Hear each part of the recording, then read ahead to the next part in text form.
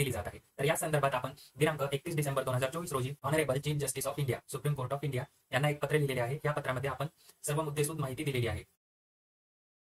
नमस्कार मित्रांनो, पेसा संदर्भात सुप्रीम कोर्टामध्ये जी केस सुरू आहे, या केसला तब्बल 1 वर्षापेक्षा अधिक कालावधी उलटलेला आहे।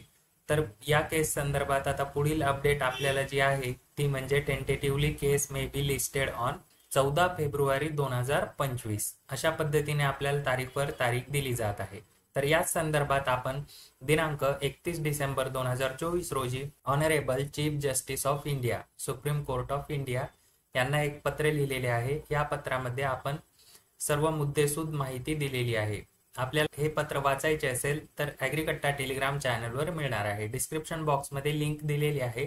अशाच पद्धतीने आपण सुप्रीम कोर्ट ऑफ इंडियाचे जे चीफ जस्टिस यांना ईमेलद्वारे हे पत्र पाठवलेले आहे। बघूया या पत्राचा रिप्लाय आपल्याला काय येतो आणि पेसा संदर्भात पुढील प्रोसिडिंग्स कधी होतात।